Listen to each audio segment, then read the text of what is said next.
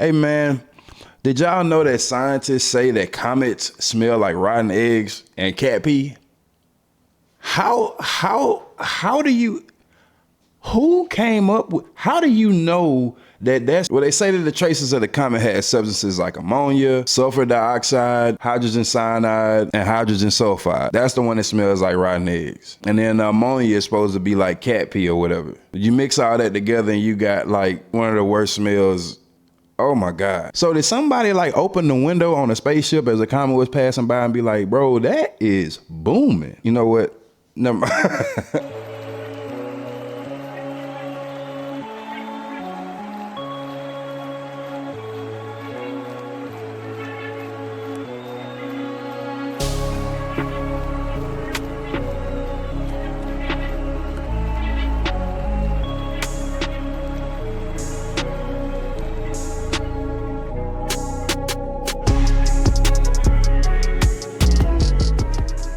What's going on, y'all? It's your boy J Hub here. This video is for Bears fans.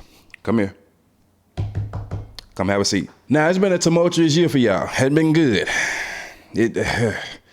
You're going through the same cycle over and over and over and over and over and over again. You draft the first round quarterback. Everything looks great. The future looks bright. And then you fire the coach because it's exactly the same. Like, I mean, the common denominator is the front office, but we're not talking about that. We're not talking about that. We're talking about this transition from that to like the bad coach to you got Caleb Williams, can't waste his talent. You move your offensive coordinator, the interim head coach, tried him out. You expected him to work a miracle on 34th Street. He couldn't do that because it's not just him. It's so much more. So now it's obvious that it's not going to be Thomas Brown. And, Thomas Brown is suffering from the complete inadequacy of a front office in Chicago, and now is made to look like he's the scapegoat because Caleb he got Caleb Williams when Caleb Williams' confidence was shot. So now we're expecting Thomas Brown to be the miracle worker. Dave Canales, when he got Bryce, he had more to work with. You know what I'm saying? The Panthers, as bad as they were, they had some kind of mental wherewithal to be like, you know what, we trust you. Whatever you think he needs, we're going to give it to you. But Chicago, you have coaches at your disposal. So, well, seemingly you have coaches at your disposal because as storied as your franchise is, Jay Cutler is your passing leader. That's not a flex, my boy. Rex Grossman is probably somewhere on that list too. That's not a flex either. This 3 yards in the cloud of dust offense you tried to like change overnight with the same like. Anyway, man, just because you see a lot of coaches on this list, that doesn't mean that they want to come there and be your coach. I'm just being real. That's just being real. But let's go through them and see. The first one that comes up is the obvious choice, Ben Johnson. Ben Johnson is the OC for the Detroit Lions, and they have been lights out. I mean, it's a completely balanced offense. It's a fine-tuned machine that just works. Like it just works. Like some splashes here and there with some pizzazz, but for the most part, he has the personnel to run it, and he runs it flawlessly. Flawlessly, man. So much that Dan Campbell doesn't even have to ask or wonder what's being called. There was some talk that Ben Johnson would be intrigued by this. Being able to work with Caleb Williams, being able to take his offensive prowess and put it into a dead situation with a great quarterback, and you have 3 number 1 receivers. Well, 2.5. Romo Dunn's like, I hope his confidence isn't shot either. But I think that he would be an excellent candidate. I did not think that he wanted to coach for Chicago. That is rough, man. He got a task. But Dave Canales had a task too. So I think that's the obvious choice. Aaron Glenn was one, I remember, but Aaron Glenn, the Bears don't need a defensive coach. They do not need a defensive coach.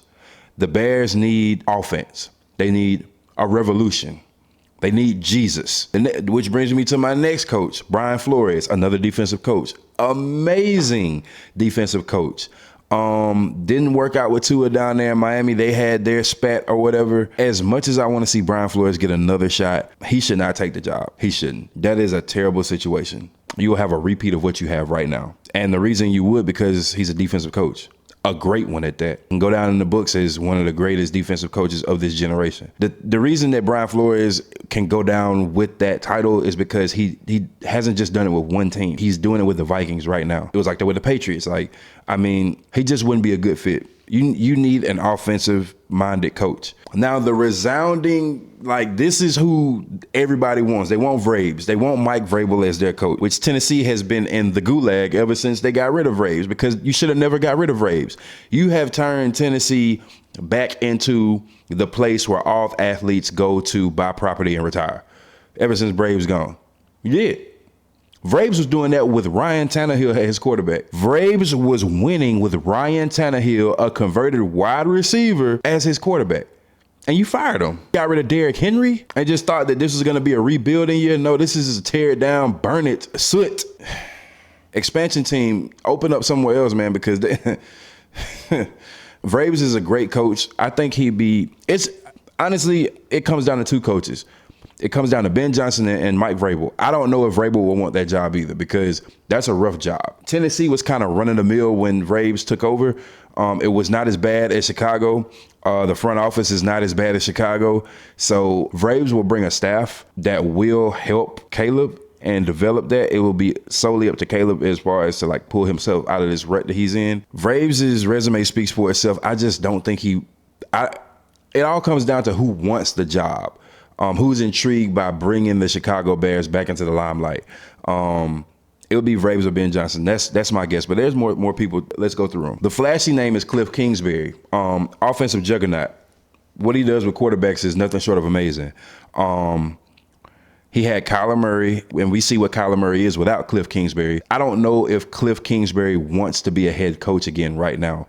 He made it abundantly clear that when he left Arizona that he was done. He was done with all that responsibility. And he was doing that with a way more competent front office and situation in Arizona. What he's walking into in Chicago is abysmal. I mean, he's going to have another great Heisman quarterback, former Heisman quarterback, in Caleb Williams, who is better than Kyler Murray. I don't know if that is an intriguing enough situation to make him want to take all of that over, man, because that is so much baggage. It's like if you open a file drawer and nothing is in a folder. You just got paper everywhere, bro. Paper and pens and sticky notes and loose staples scattered all through there. Like, that's the Bears front office. That's the Bears situation in a whole right now. I don't know if Cliff Kingsbury, he would be great. He would be great if he's afforded full autonomy. If he's afforded the same amount of autonomy that he had in Arizona, he would be great. If he was afforded the same amount of autonomy that he had in Arizona, he would be great. I'm just not sure if he would take that. He's a proven winner. He's a competitor. He's an innovator. And he is a quarterback-friendly coach. That's exactly what you need. He's a very intriguing pick, man. I don't know. And then there's a dark horse who everybody's talking about. Pete Carroll. I thought Pete Carroll was said that he didn't want to do this no more, man. I thought Pete Carroll was like, I'm done coaching. Pete Carroll's in his 70s. He's up there with Coach Saban, man. Go sit down and enjoy it, man. Get a Mai Tai, sit down, kick your feet up. The thong sandals on. He's up there in the front office in Seattle, he has some position. Why don't you do that? It has to be talks because he's a target. We remember he had Russ. He had ultimate success. In Seattle, man. What he did with Russ, what he did with that defense, the Legion of Boom, because he is a defensive-minded coach. He's a revolutionary innovator as a coach as well, and he's done it for years. I don't know if Chicago is ready for that. I don't. And then at the same time, you don't know how long Pete Carroll will want to do that. He would be more of a bridge to another coach. So in my opinion, if Pete Carroll was to get the job, I think there would be success. It would take a longer road, but I do think that Pete Carroll would bring someone on his staff with him who is his successor. That's what I think, because Pete Carroll you got 4 to 5 years with Pete Carroll with this tops. If he takes the job, you got 4 to 5 years max, because he's going to walk out the door.